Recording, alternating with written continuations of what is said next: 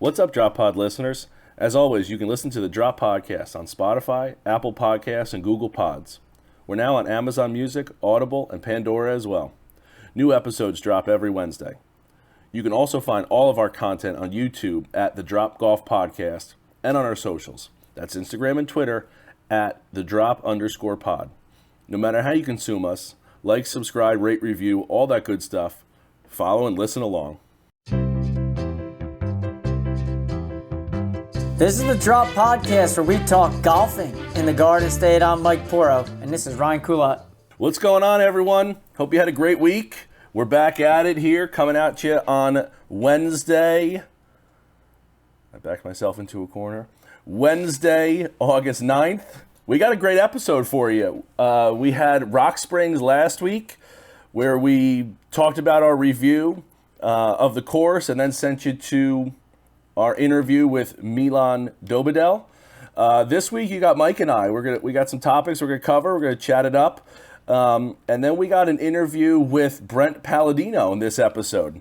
For those that don't know who Brent is, he is the senior director of USGA Championships, which is fancy lingo for he runs the USGA Championships. But more importantly for us, he's the 2023 New Jersey State Open champion. Brent's able to play in the New Jersey events because the USGA is actually located here in New Jersey. So that's why he's able to compete in all the NJPGA events. So we were able to sit down with Brent, talk about his win at the Open. He beat out Nick Bova. We had Nick back on episode 10, so if you didn't listen to that or you're interested to hear what Nick has to say, go back. Check out episode 10, but make sure you stick around, listen to our interview with Brent, and hear his side of the story on the 2023 State Open. So, Mike, we've been talking about the polos. They're in stock. It is now, can you call August 9th, middle of August? Maybe not. Maybe not quite yet, but we're starting to get there. Go get the polos. They're in stock.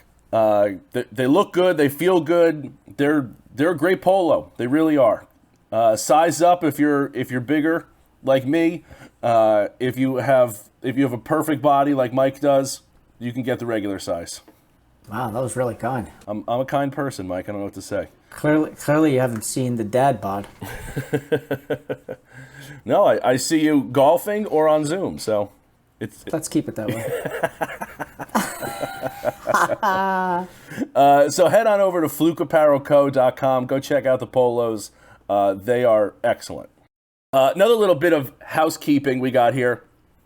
We want to shout out congratulations to Ami Giancondani.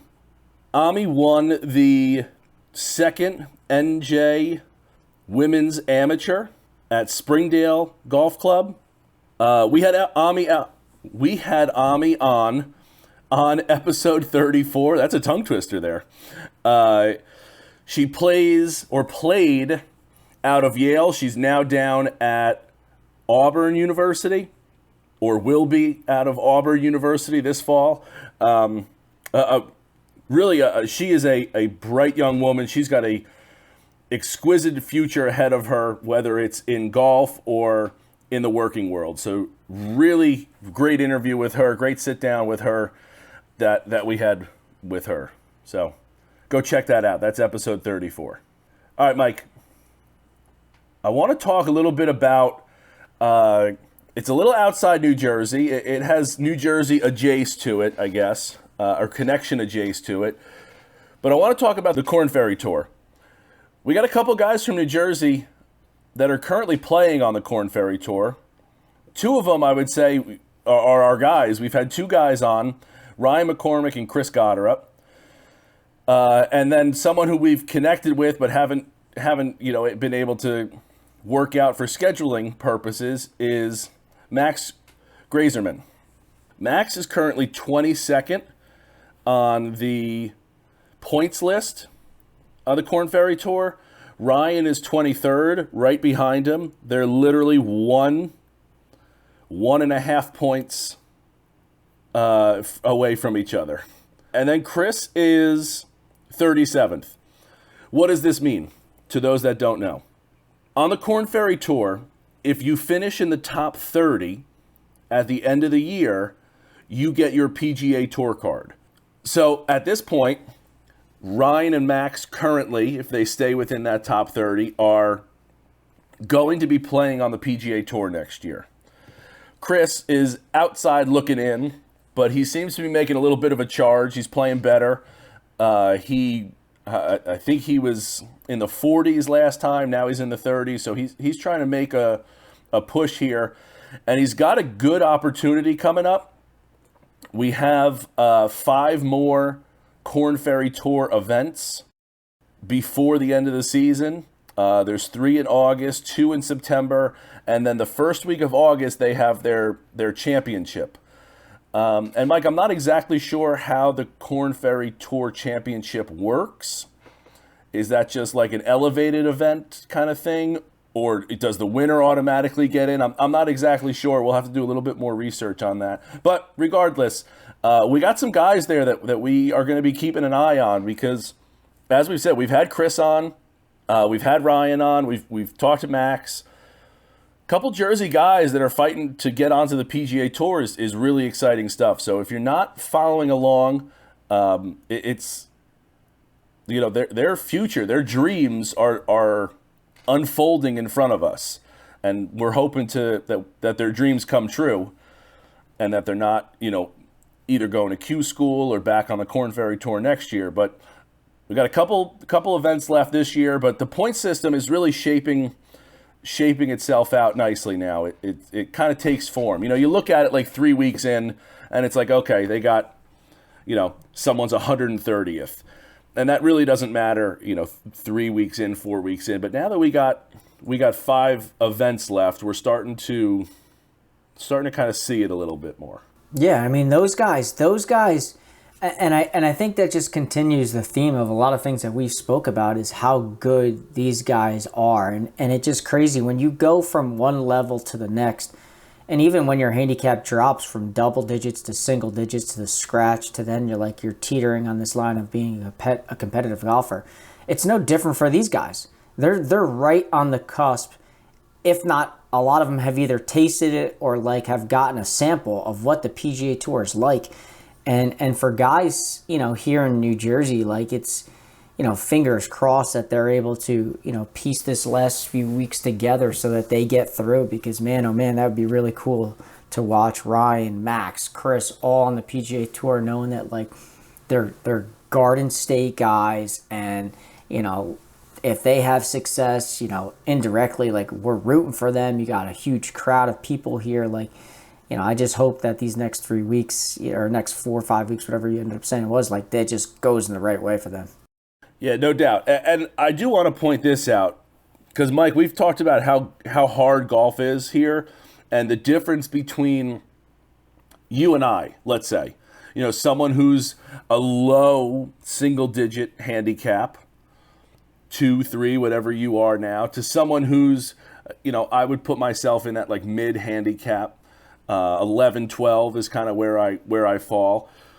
There's a large difference between you and I, and then even from you to that super competitive golfer is another large step, right?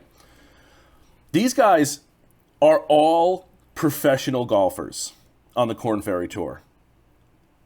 The winner of last week's tournament was 24 under par. He went 66, 65, 63, 66. The guy who came in second place shot a 62 and didn't win the tournament. These guys are incredible golfers. It's amazing how good they are. How they just, you're talking about splitting hairs here, and they're so good, and it's so tight that it brings up the intensity that much more. It's really amazing to watch, and as I said, to watch it unfold. Would you be upset if you shot 68, 67, 63, 68 in a 4 rounds? No, but no offense, some of these guys are when they know that they made a bogey on a hole that they shouldn't, and it's legitimately life or death, and they're living on the edge of their heels because, no offense, every shot matters. Well, and when you're trying to get inside that top 30, man, oh boy. That's what I mean. Like it's literally life or death. Like Ryan had a great week, shot 18 under and lost by 6. He shot a 63 and lost by 6. That's crazy. So you, like you said, you're talking about, you're saying bogey, sometimes even par. They might have parred the hole, which you know we talk about not hurting you at all. Like play for par. You're never going to be hurt by par. These guys are, because they're so good that you might par a hole, and that's keeping you from your dream, which is the craziest thing ever. That you've had this lifelong dream. These guys have been playing golf for years and years and years. They've spent hours and hours and hours on the range. And to par a hole rather than birdie it is going to keep them from it. Is, again, we're just talking about the most minuscule line here that everything matters for every shot. I can't imagine that pressure. It's almost like the pressure is even more so than on the PGA Tour in that regard. You know, it's crazy to me. Yeah, honestly, I think it is. I think it is because I think the ultimate goal is to get to the PGA Tour, and when you're, we all know when you're pressing a little bit, sometimes, it's not always the best thing to do, and you're kind of forcing your hand, and it's like, all right, if I can just get to the PGA Tour, the purses are better, the sponsors are better, the travel's better. There's just so much better things that are offered at the PGA Tour. So, yeah, they're doing everything they can. And listen, I just hope those 3 guys finish in the top 30, and it's like, let's go. Yeah, no doubt. No doubt. So good luck to those guys in the upcoming weeks. And they're coming to New Jersey. And I was just going to say, they are in Iowa this week. They're in Nebraska this week, in Omaha, and then they come to New Jersey August 17th to the 20th to Matitaconk for an event. So just played Matitaconk last week. How was it?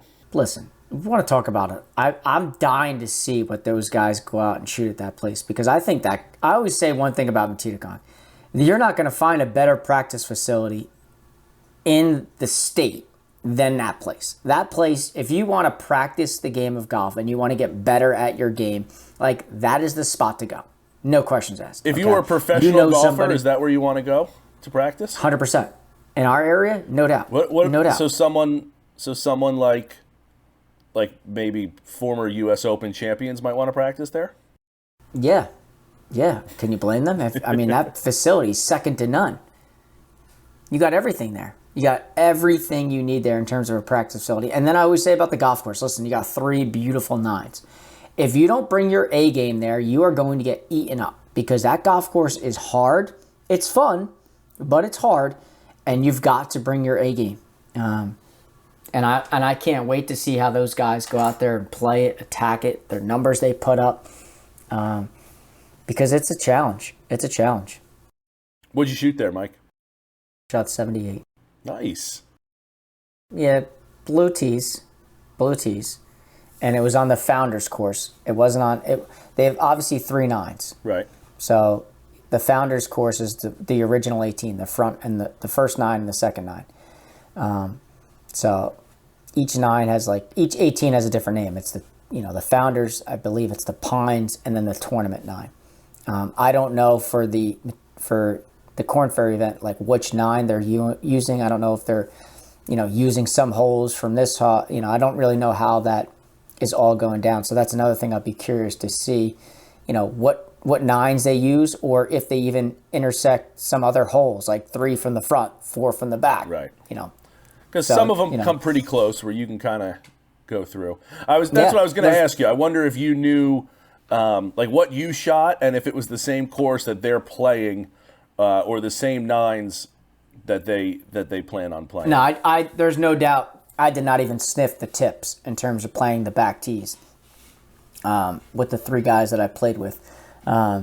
We just played the blues, and I think the blues, it was like 66 67. Gotcha. You know, it was in that perfect range. Okay. But I think if you wanted to tip it out, I mean, I think it was like 74. I just looked, 74. 70. Yeah.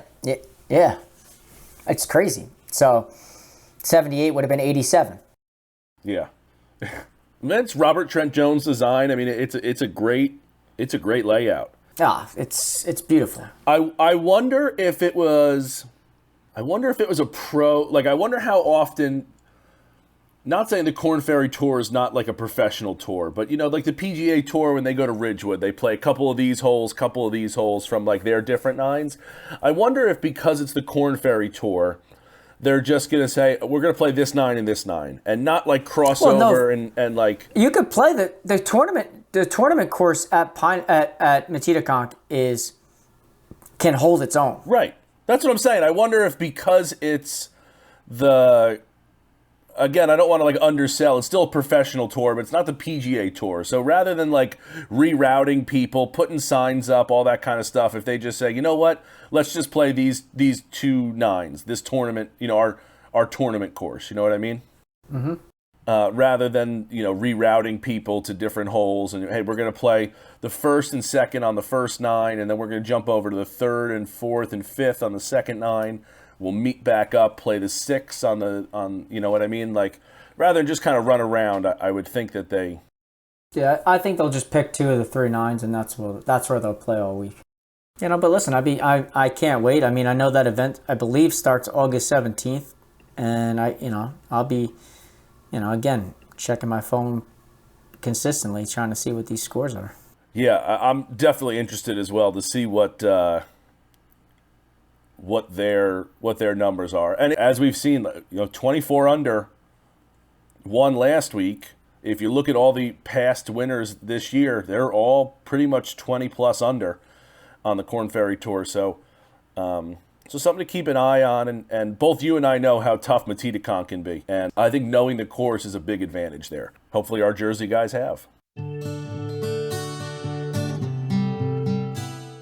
All County Exteriors is a third-generation premier exterior home remodeling company celebrating over 40 years in business.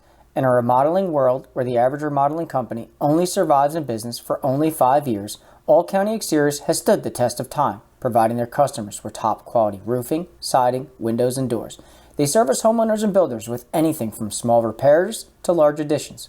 All County Exteriors is not just limited to construction. They have a deep passion for giving back to the community and are charitable supporters of the Make-A-Wish Foundation, the American Cancer Society, Roofs for Troops, and Parents of Autistic Children. If you have planned to do any exterior remodeling, call the experts at All County Exteriors for a free, no-obligation estimate for your project. Just call 732-370-2780 or email them at info@allcountyonline.com. That's 732-370-2780. For All County Exteriors, for all your remodeling needs. Okay, Mike, so I got a question for you.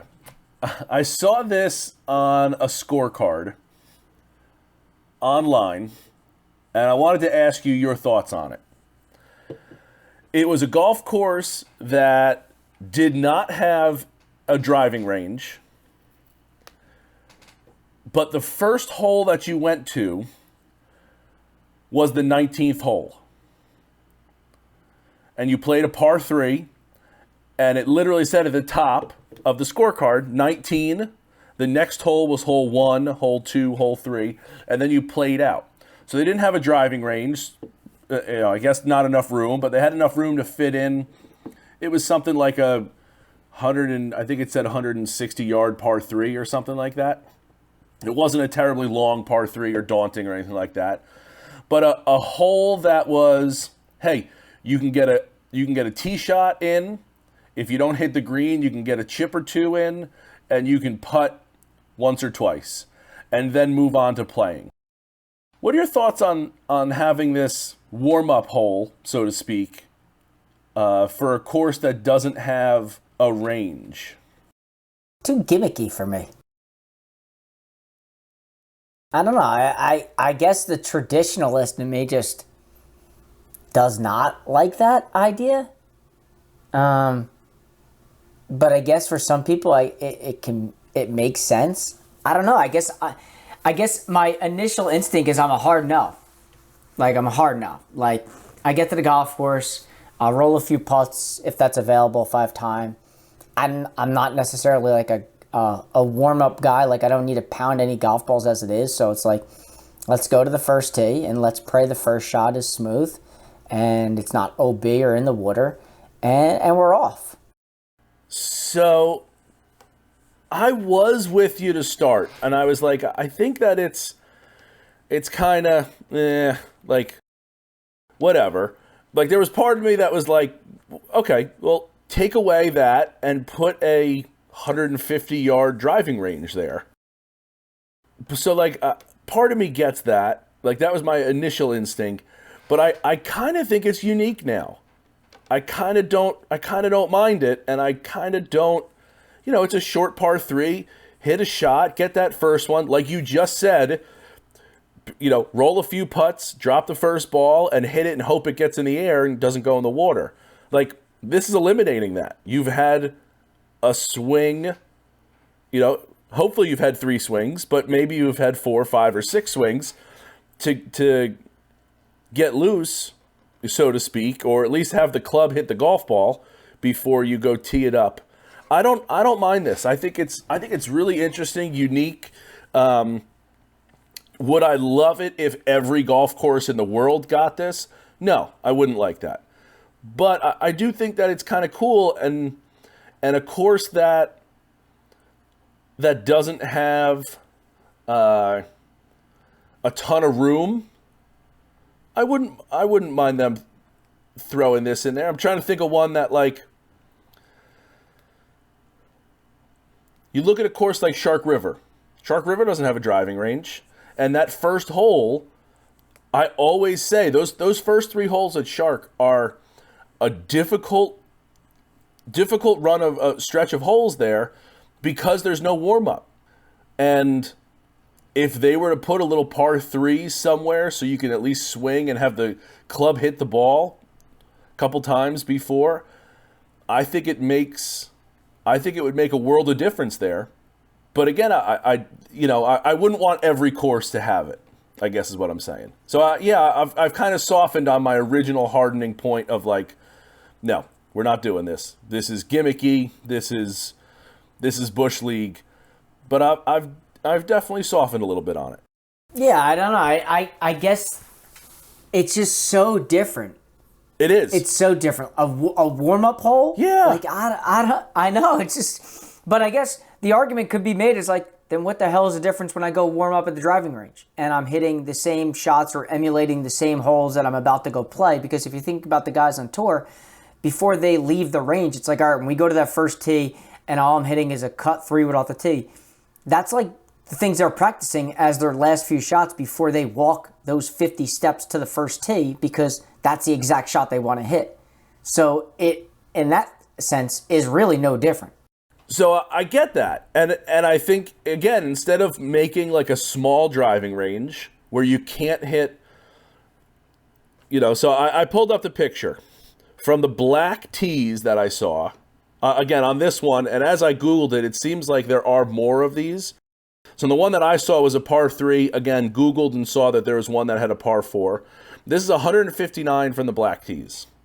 So rather than have a driving range that can probably only fit maybe 6 people across, as it would be anyway, and only tip out at 160 yards, maybe they got room behind it, so I'll call it 175 yards.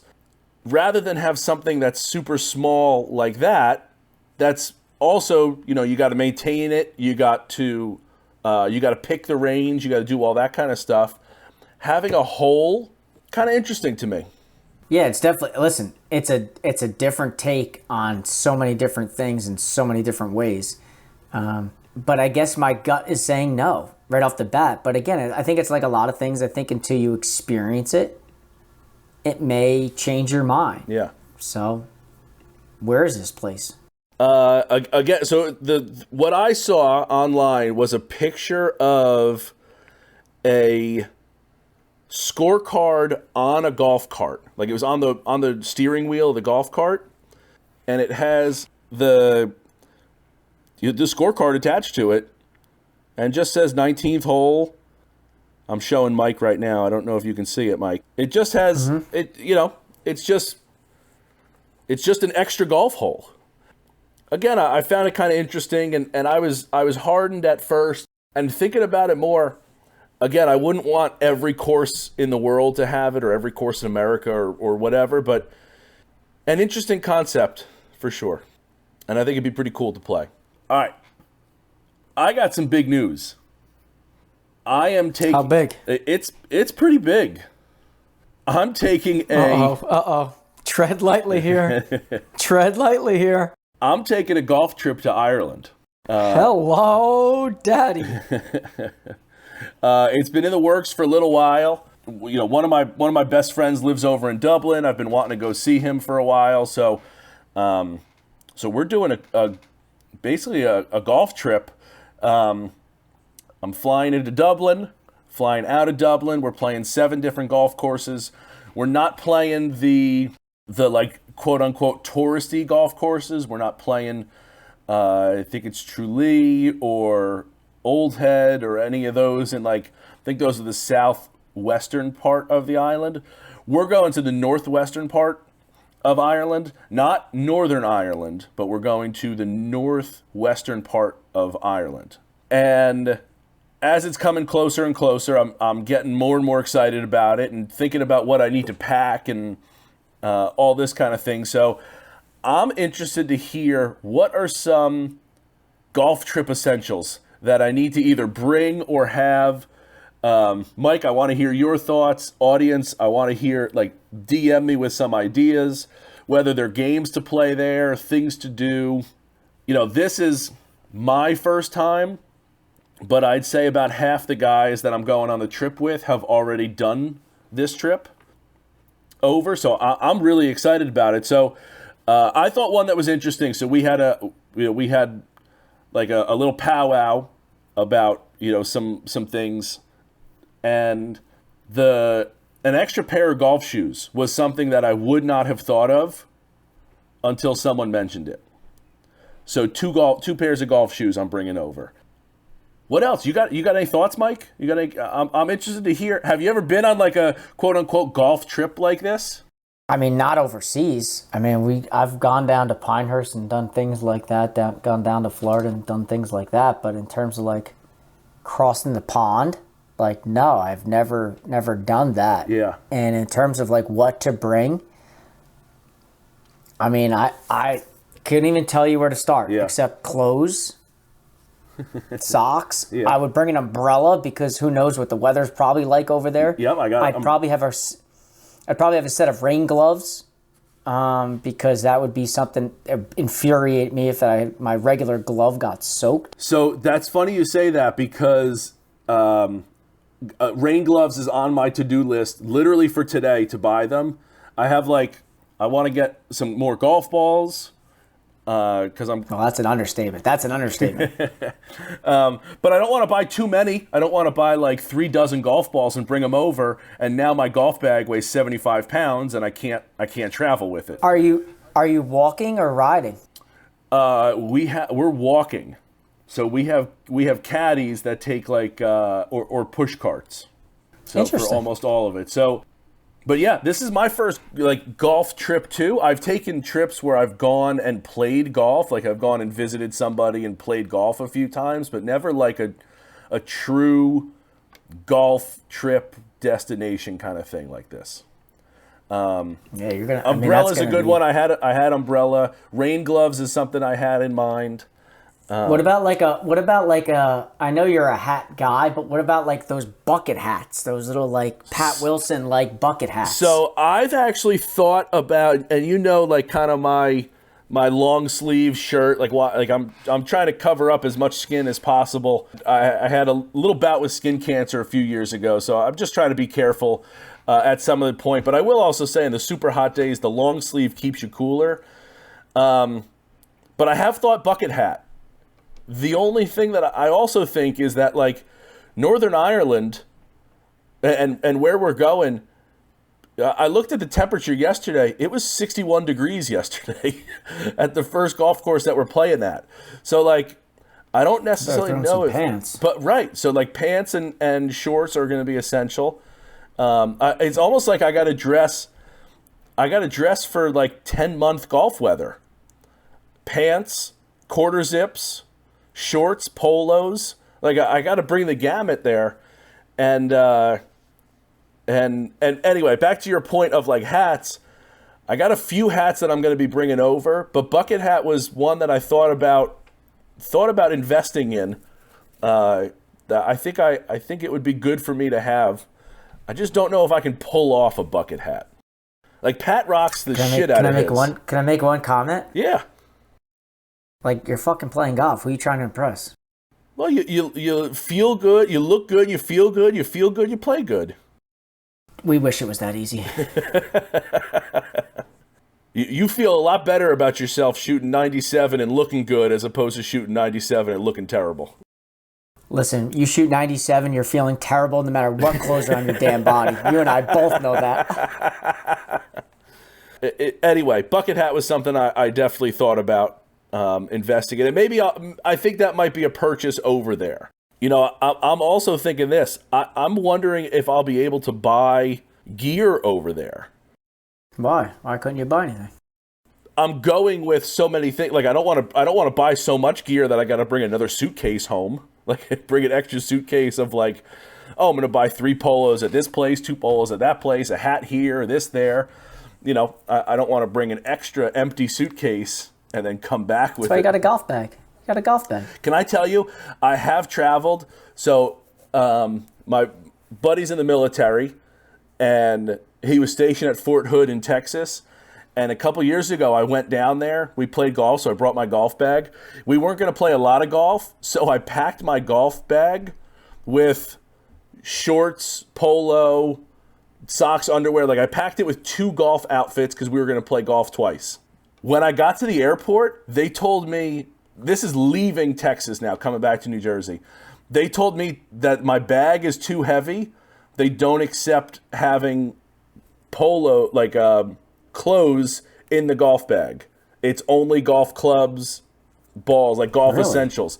So I had to unpack it and put it in my backpack. So now my backpack, that's still going on the flight, mind you, is now underneath the seat in front of me. When like, it's not like my golf bag weighs a ton. Like it was like 39 pounds with the clothes in it. And it was like 36 pounds without the clothes in it. So it's well under the 50-pound limit that they have. But yeah, they made me unpack it. Wow. So that's a little worry of mine there. I'm still going to pack, you know, there's still going to be stuff in my golf bag, but yeah, that was something that I was like, this is, again, something on the back of my mind there. Wow, it's kind of crazy. Yeah. But yeah, umbrella was something good. I'm wondering if there's anything that we haven't talked about that any of our listeners might be able to suggest.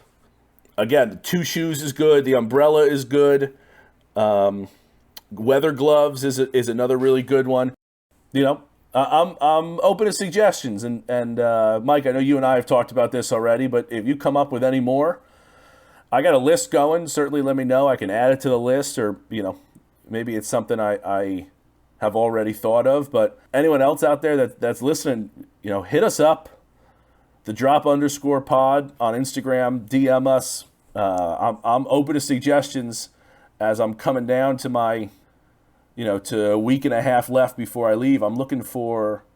What's departure date? I leave the 21st, and I come back the 30th. I bookended the trip with days in Dublin. I didn't think it was the most responsible of me to go to the Guinness factory and the Jameson distillery in the same day.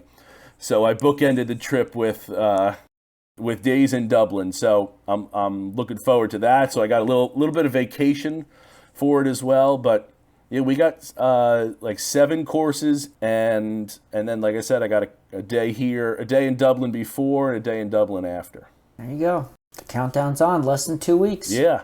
So, like I said, this has been in the works for a while, but as we start to kind of come to a head here, I need a call to action. Let me know what else I need to bring. Or if you have any cool games.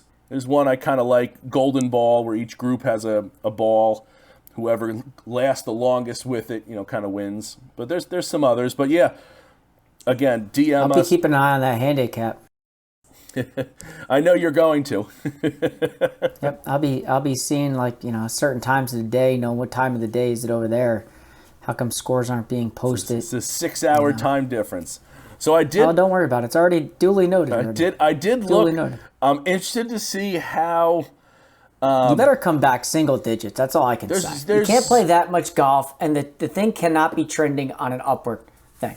All right? So it needs to be like 8.0 index. No, I'm thinking it's going to go the other way because I think by the end of it, Christmas. Here we go. You think oh about my God. 7 golf courses in 8 days. I'm going to be so exhausted. I'm not going to be able. My body's not going to be able to turn. That's my worry. Listen, you got 2 weeks. You got 2 weeks of a grind session to get your ass in shape to let's go. Because if it doesn't come back 8.0 and it comes back 18.0, we're gonna have some serious issues. You and I. It ain't coming back 18, but it also ain't coming back 8. I will say, 8 is more likely than 18. That I will say.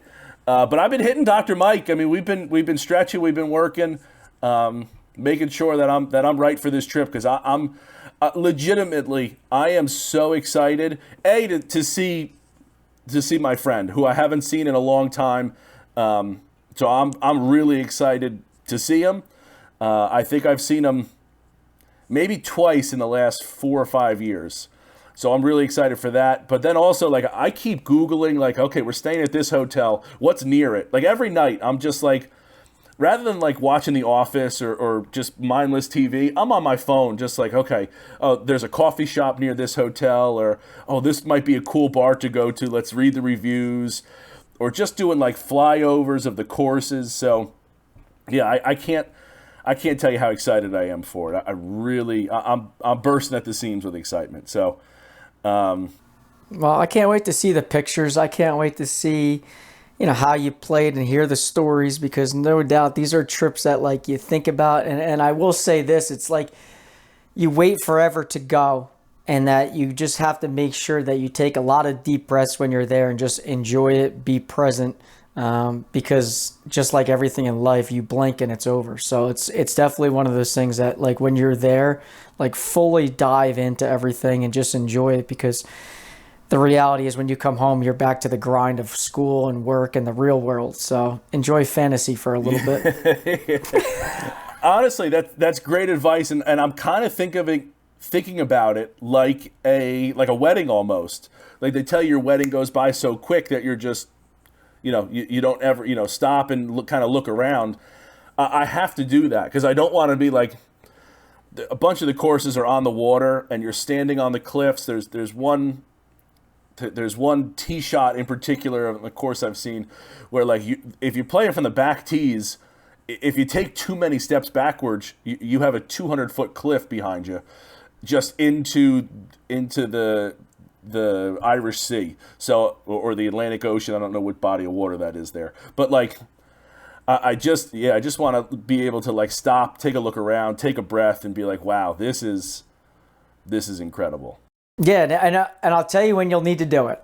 Okay, so when you're on your seventh hole of your first course or whatever it is, and the views are just spectacular, and you just get on the tee box and you're like, this is beautiful, and then you cold hard shank one dead right, and now you're ready to break all your clubs because you got to play 6 more rounds of golf. That's when the big sigh and the big exhale needs to happen. Because if you're going to shank a golf ball and hit a really bad shot, do it on vacation when you're enjoying it. Yeah, might as well do it while looking at the ocean and wispy Irish grass. And so that's actually, again, kind of the reasoning that we're going to the Northwest side. You could become members at different courses. And you become a lifetime member. They do a lot of international things. I didn't realize this was pretty cool. One of the courses we're playing has so many international members that they have an international club champion.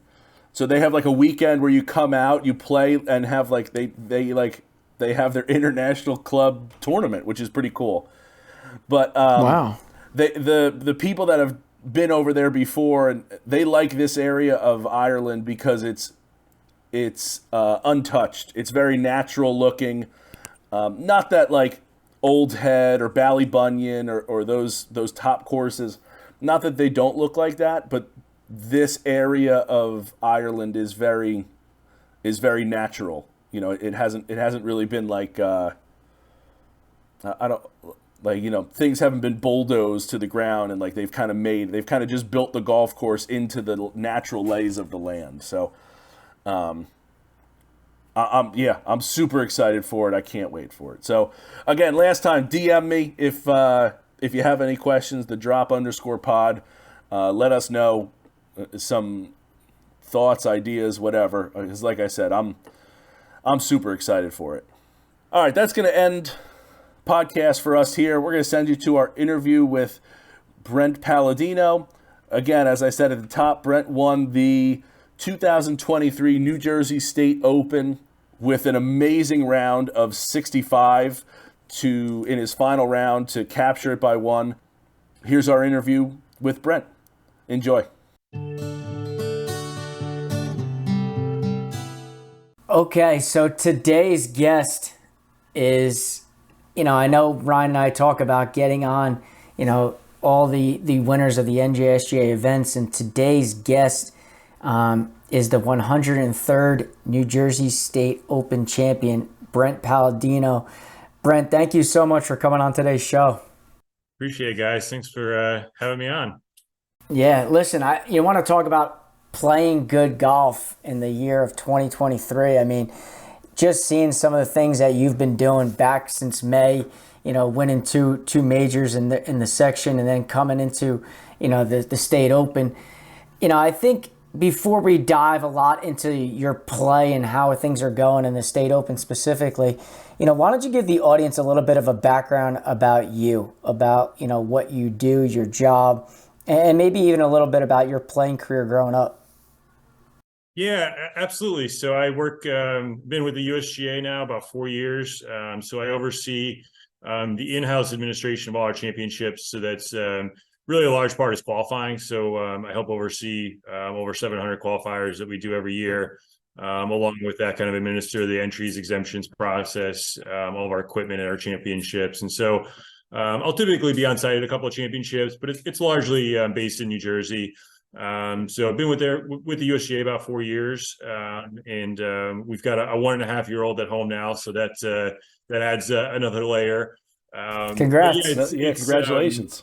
Oh, thank you. Yeah, absolutely. It's so, you know, as you know, you look at guys that or gals that play on the PGA Tour, LPGA Tour. I mean, that's obviously their job, and they're able to practice and play, you know, every single day. Whereas, you know, when you're talking about high level amateur golf and even PGA section golf, you know, pretty much everyone has a job, and so it's really about time management. And so you know, I've been really fortunate that my wife has been super supportive and you know, allows me to take the time to be able to practice. But you know, I think if you talk to anyone that's a high level amateur or mid amateur, you really have to be selective. And so for me, it's you know, I'm not playing, you know, Saturday, Sunday morning with the guys, or you know, going on weekend golf trips or anything like that. It's really just about the competition.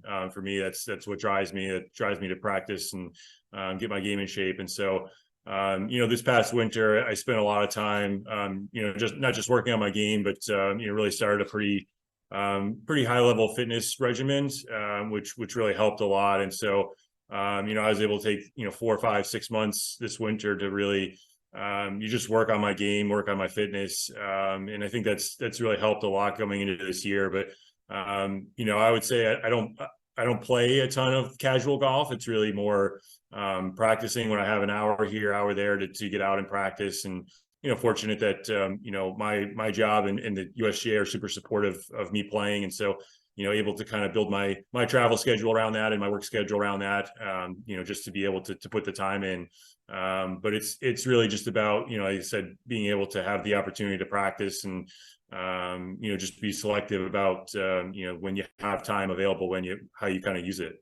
Where do you get a lot of your practice time in? Obviously, you know, like I know a lot of the directors of instruction or assistant pros, head pros, you know, obviously have connections to where they're specifically at. Obviously, being with the USGA, does that give you privileges at certain spots? Does it not, or is it all something that you have to do on a personal side? Yeah, so we're members at Fiddler's Elbow Country Club. So we Ah, joined there right about 2020. They have a great practice facility, really good short game area. But we really, to be honest, really joined for all the family stuff. They have a really good kind of like pool and family and kids things. So it's a good place for me to be able to go and kind of be able to just do my own thing. We do have the USGA does have a couple of kind of different, arrangements with some clubs, but it's not something where I could go and kind of use the range for 2 hours or something like that. So we're members of Fiddlers. It's a great spot. They're super supportive as well. And it's been a great spot.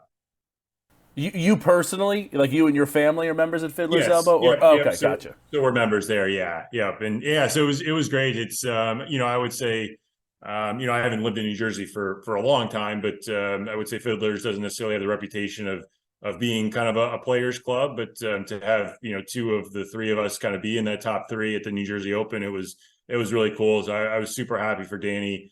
I mean, he works a lot of hours. Every time I'm there, I see him on the lesson tee or, running around the golf shop and whatnot. So for him to come out and play as well as he did with probably a lot less practice than I was able to do is super impressive. So I was, not as happy as for me winning, but really happy for him to see him play well and be right there. yeah, Danny's a good dude, and I've been fortunate to connect with Danny a few times through Instagram and talk to him about some things. And obviously, seeing his name up on the leaderboard with yours is, kind of gives a little validation too to Fiddler's Elbow in terms of like the golf that's there. And I'm sure for someone like you to get, if you're looking for a competitive side, having Danny there too to compete against is always is a plus. But as we look a little bit into your season so far. You've played some really, really good golf. I mean, you really have. And Ryan and I joke around a lot about this. Is like I'm the golf nerd. Like I always am looking at you guys and kind of envious in terms of like the ability you guys have. And it's kind of like our version of the PGA Tour. Like it's your guys, it's your names. And I think when you look back to where your season started, at the match play and going through that, winning there.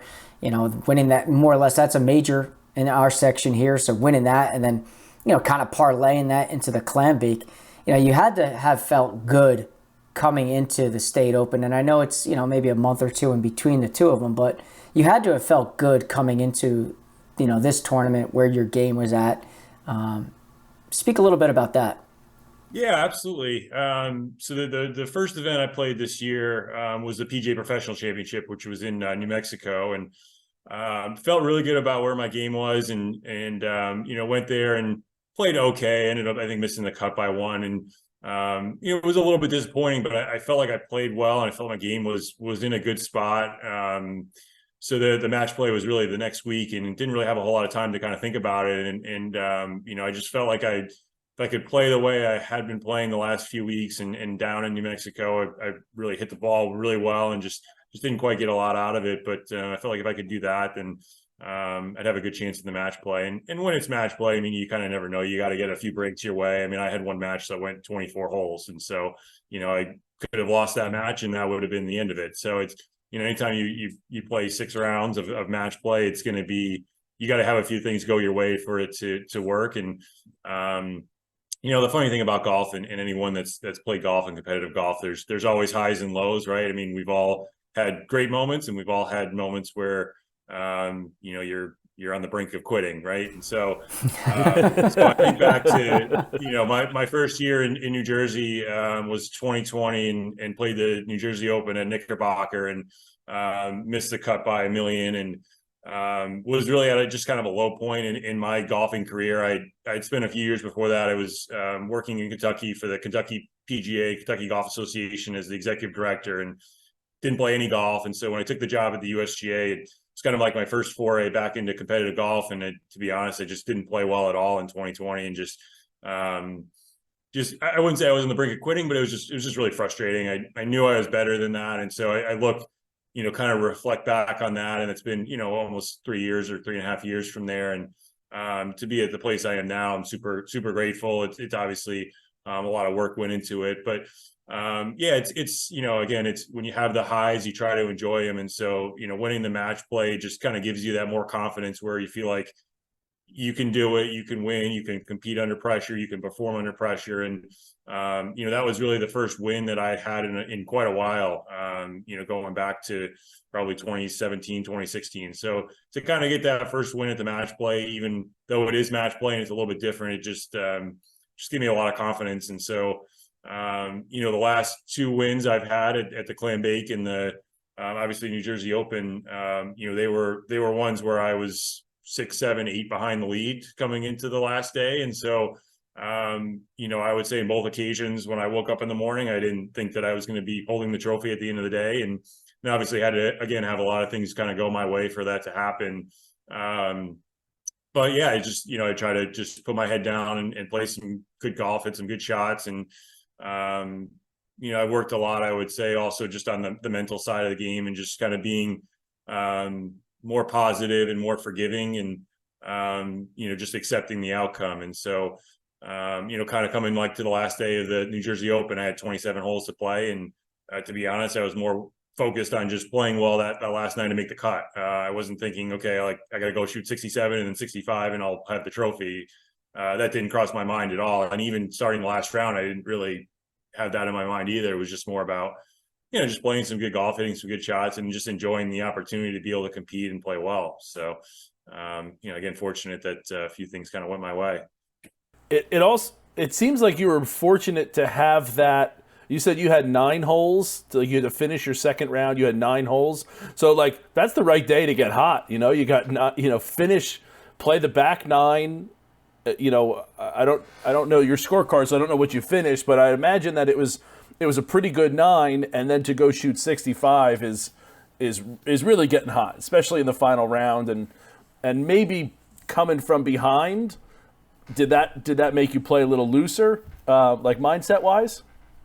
Yeah, it was. I would say, especially for the New Jersey Open, using that example, obviously, and so I came back the last day, played that last 9 3 under. So that was kind of how I shot 67. I was 2 under going into that back 9 and shot 3 under, and then we started the last round. I teed off at 120. We finished and we still had some time to wait, and my wife and I went to the mall and walked around a little bit and saw the tee time and kind of like came back from the mall, hit a few balls, went to the tee, and just started to play well. But I would say it started to kind of set in a little bit, probably around like 9 or 10. As you're out there, you start to see like more and more people following your group, and you see like one of the guys with the camera, and so I kind of had an idea of where things were, that I was probably around the lead. But I didn't look at the leaderboard all day. Just kind of put my head down and just tried to keep playing well and keep my foot on the gas. And, I think at one point I probably had a 3-shot lead. I had no idea. But just I had a feeling that I was around it. And then when I finished and kind of saw the leaderboard, to be honest, I thought it was still not going to be enough. I thought Nick, being as good a player as he is, was going to finish at 12. And I just felt like I probably needed one more. I didn't birdie 15, which was a reachable par 5. And just kind of was like, I had a feeling that I was maybe going to be one short, and had a lot of time to wait. I think when I finished, they were on the 10th green. So I had, almost 2 hours to kind of wait. But I think going out early and finishing early like that, I think honestly really helped, because I was able to, we didn't have, 50 people following our group, or, it was kind of like we were just out there just playing another round of golf. We were one of the earlier groups, and you would just, I just went out there, and again, it kind of had a feeling of what was going on, but even still, it wasn't like we had, a whole host of people following us. So just kind of had a feeling that I was around it. And again, kind of when I finished, I had a feeling that it might be good enough for a playoff, but I wasn't expecting to win it outright. Yeah, when I look at that final round in particular, obviously, it's knowing where, you ended your Tuesday round and you still had 9 holes to go. I think making, 4 birdies that back 9 of your second round was a huge catalyst to get you going, because when you look at Wednesday's round, I mean, you're right in the middle of the front nine. You reel off 4 birdies in a row, and I think at that point you've got to think, especially as a competitor, like, all right, well, if I can get a few more, and I can post a good number, who knows what happens down the stretch. And I think Hackensack had a phenomenal golf course, set up. The greens were rolling from everybody that I spoke to. It was a good challenge and a good test, but it also rewarded good golf shots. And I think that's kind of like, the thought behind it is like, let's set up a golf course that's fun, that's challenging, but if you hit good shots, you'll be rewarded. And I think when, that kind of echoed to where you finished your day at 65, because I mean, making 8 birdies in any round is pretty damn impressive. Yeah, it was. I think a place like that, I think the more you play it, the kind of you get to kind of figure it out a little bit. And I kind of felt the same way about Morris County, which was where I won the match play. It's very, very similar. The more times you play, you can kind of figure it out. But I think, the key to Hackensack is really to just avoid the fairway bunkers. There's a fairway bunker at 270 or 280 yards, like almost every hole. And so, the first round I shot 73 and I was in 3 or 4 of them. And, then you're just kind of fighting for par. And so I think once I played it, I had a practice round and then obviously the first round. And I think after that, I started to kind of figure out like, okay, here's, I need to hit these clubs off the tee or be in this spot to come in from the right angle. And so I was in the fairway a lot more the last 2 rounds. And then from that point, just hit a lot of really good, wedges, 9 irons, 8 irons, even, in there to pretty close distances. And that was really the key is, golf should be really that easy, right? You just hit the fairway and hit the green and make the putt, right? It should be that easy. But really that was kind of, like I said, that was kind of the key is I was just, I didn't go back through my stats for the last round, but I was in the fairway almost every hole. And just, from that point, it was, I felt really good about the lower irons. And so, I just gave myself a lot of looks and fortunate enough he went down. Yeah. I mean, I think that just is an unbelievable final round in terms of, putting up a number and definitely the pressure between what you were experiencing in your final round and Nick is really night and day, because you knew that you were chasing and you needed to go be aggressive and you needed to make a few birdies. And sometimes, that mindset is completely different when you're in a position where Nick was and you're kind of protecting and all the people are out there. They know you're watching, so did you get the chance to watch Nick play the 18th hole, knowing like where he was and where you had already finished at? No, so I was when I finished, I think I took a shower. I just kind of hung around a little bit, and then I was just honestly down on the range by myself. I was just kind of hitting some like wedge shots and like chipping around a little bit, just trying to kill some time. And I think the last I looked at my phone, I think he was through 15, and then I was just kind of sitting on the bench like looking at like baseball scores or something. And Kevin Purcell from the New Jersey State Golf Association, I looked up and he was like right next to me, and he said that Nick bogeyed 18 and I won. I was in shock. And I think I said that probably a few times that evening, is like I was still kind of in shock, because it just, again, I think even as I was in the middle of that round, I just didn't really think that was going to be the outcome. Obviously you feel good about your playing and you want to play well, but just didn't really think that that at the end of the day I was gonna be holding the trophy. Like it just didn't really kind of sink in. And it probably still hasn't sunk in, to be honest. So many people like reaching out and congratulations, which has been amazing. But I would say it still hasn't really even sunk in. I think it probably will be a long time before it does. It's just, I was just honestly just happy to be playing well and to be, in contention. And so, going back to kind of what you mentioned about pressure, I mean, there really wasn't any pressure for me. I think when I started the final round, I think I was in 10th or 12th place. And so it was kind of like, my goal was like, yeah, if I could shoot a good round, get top 5, like I felt like that would be a pretty good week. And so there wasn't really any pressure. I mean, if I, reeled off those 5 birdies in a row and then made a couple of bogeys on the back 9, it would have been a little bit disappointing, certainly, but it still would have been a great week and it would have been an amazing experience. And so, and it doesn't always happen that way. So, I mean, it's anyone who's played golf knows that for every one time where you make 8 birdies in a round, there's going to be, 5 others where you have it going and maybe don't quite finish it. So I just tried to, while I was out there, like I said, you kind of knew what was going on. And, I was out there by myself. I didn't have a caddy. So I was just kind of out there by myself, just kind of in my own little world and just trying to enjoy it and just enjoy the fact that like I was playing well and making birdies. So why did you decide not to have a caddy for that? Yeah, that always interests me. That kind of I would say it's whenever I go play fiddlers, I always carry myself. And when I was growing up and playing amateur golf and even a little bit of professional golf, all of my friends were in college or just out of college, and no one had jobs. And now everyone's got jobs and everyone's working. And so to ask someone to take 3 days off, someone that I know, a friend, is a lot. It's a big commitment. And so, especially living in New Jersey, most of my friends are in Connecticut. And so, I've never been a huge fan of kind of just getting a random person, just to be a caddy. Sometimes you get someone that's great, sometimes you don't, and that could make or break your week. And so, for me, it was kind of like, well, I do it all the time anyway. What's the difference? And I'd rather just kind of maybe just do it myself. And so my wife was out there for a few of the days, kind of like walking with me as though she was a caddy, but she was, she wasn't carrying the bag or anything. And so, I don't know that I would do that every time, but I think in some ways it kind of helps you just stay in your own little world. You don't really have to talk to anyone or kind of make sure that they're doing the right thing. Or, again, if you kind of get a club caddy, there's a lot of good ones, but there's always, one or two that maybe talk too much or don't say enough, or you don't get along or you don't gel. So, I think for me, with knowing that, the first time that you would meet that person would be the first round, it was just the best option for me, and I've done that the last few years, just to carry my own bag. I don't mind it, and kind of enjoy it, actually. So yeah.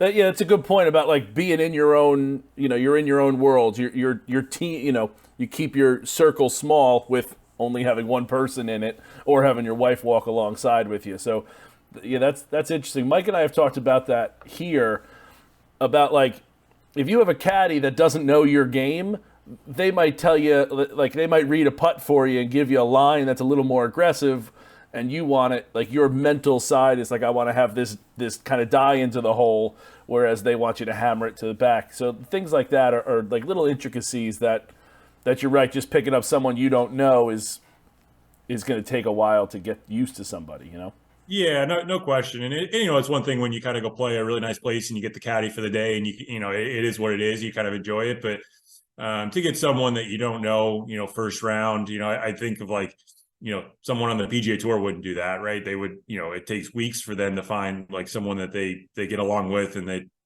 understands their game. And so, the times where I've gotten like call it a club caddy or someone that I didn't know, I mean, it's really more or less just kind of a bag toter at that point. I know my own game better than this person probably does. And so, so at that point, it's kind of like, well, I'll just carry my own bag. That's fine. So, it's all good. I do have a question, and obviously I see a lot of the local pros, or if probably all of them, all wearing pants. And then when I see you out there, you're in shorts. Is there something that is different, or they just don't wear shorts and they're allowed to? Like, I guess, and I don't know. Is there something to that?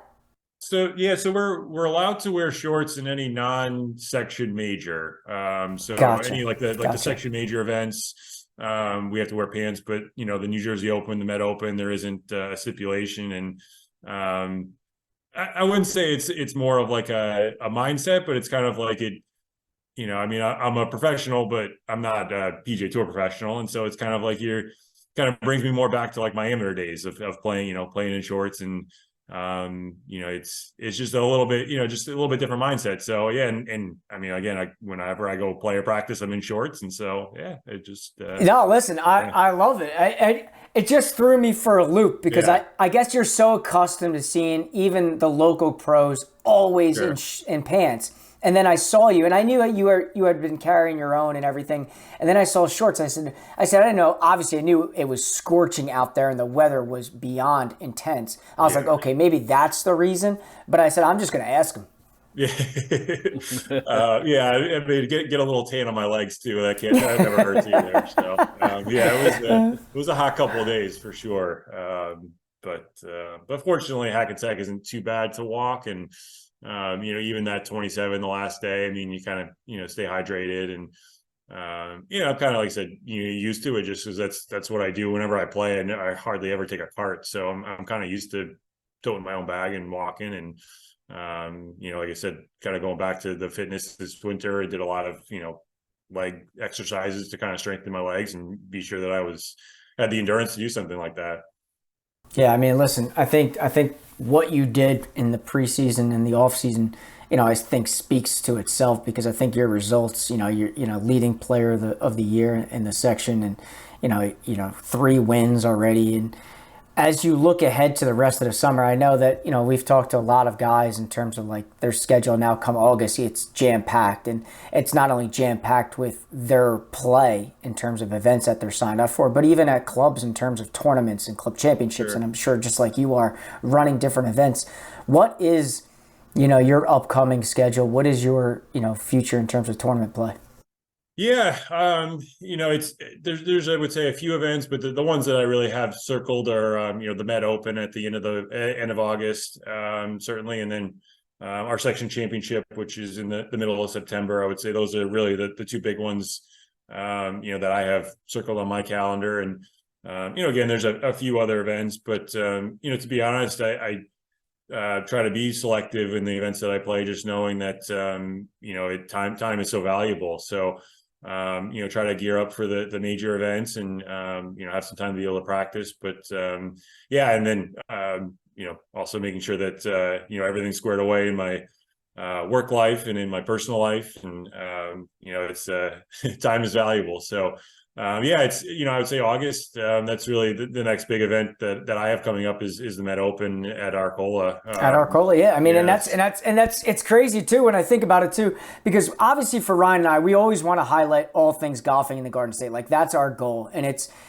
just so fitting. I think that organization like the Met, the MGA, how big they are, that they always find the cream of the crop golf courses. And it just so happens that they come back to New Jersey a lot because of the golf courses. And having the Met Open at Arcola speaks volumes to what we have here. And to look ahead into your schedule, you got Arcola. I believe that the section is back at Mountain Ridge as well. So, you got 2 great golf courses hosting some big time events that you have upcoming.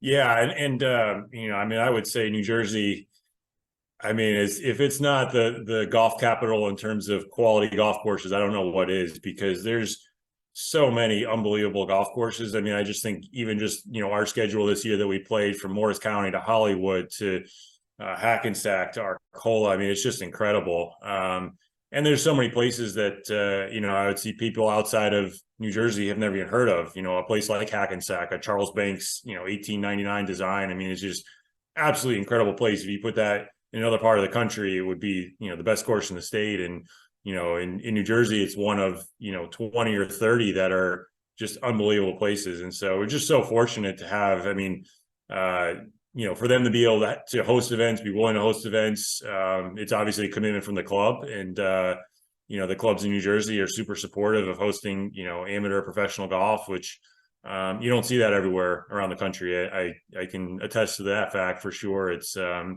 it's a big commitment for a place like Hackensack to host, 3 days and all the practice rounds and the beating that the golf course takes. But, they were super supportive of the event.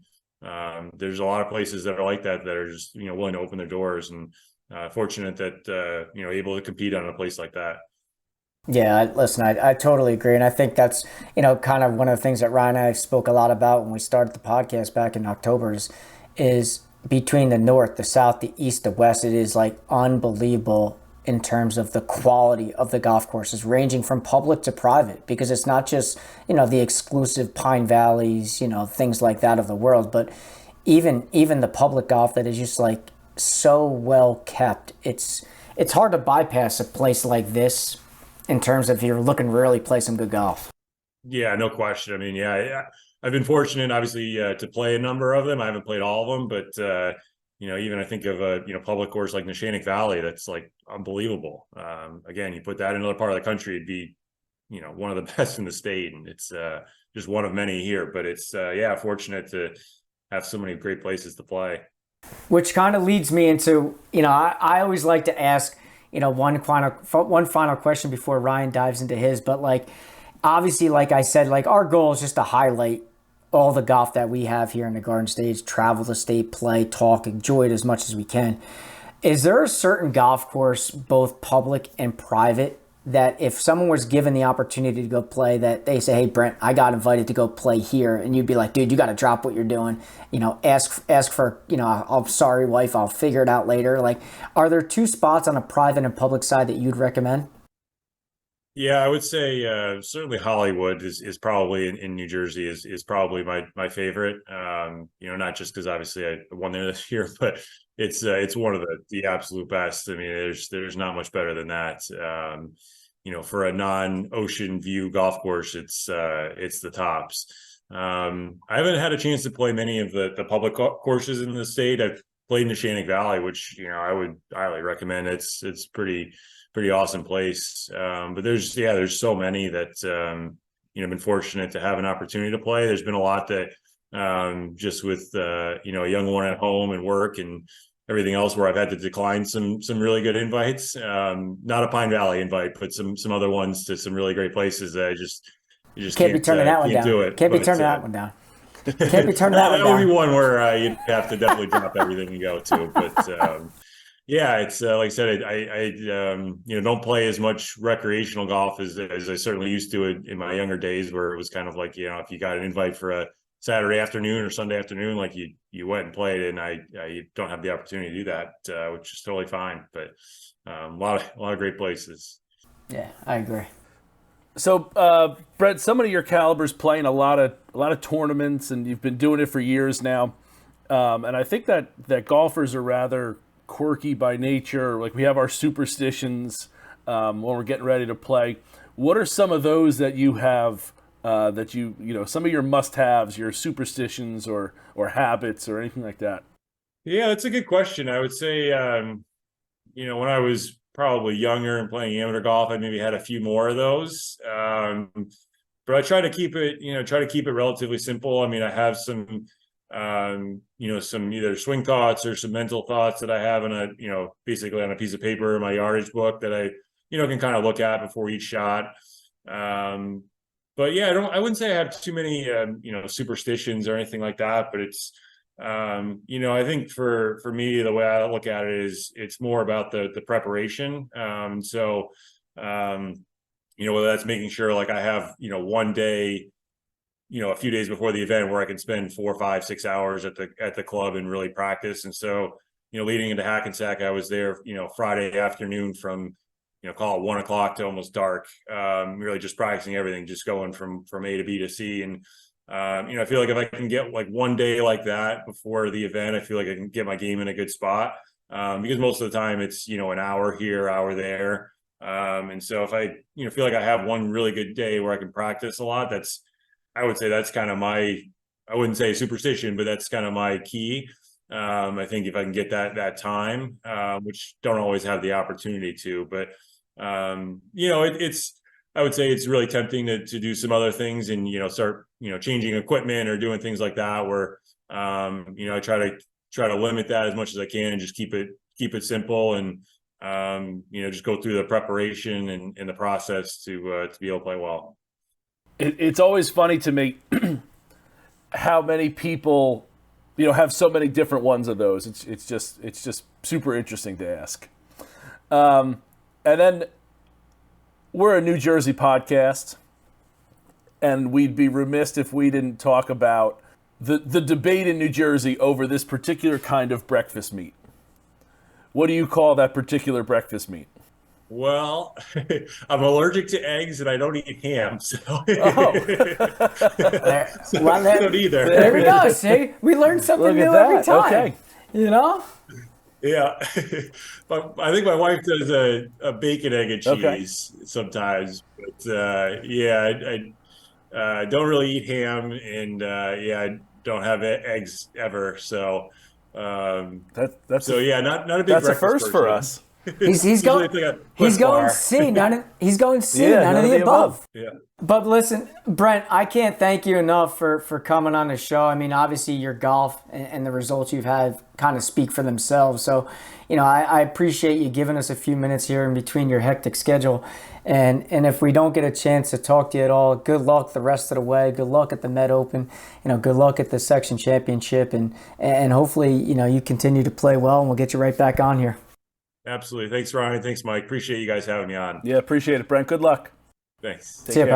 pal.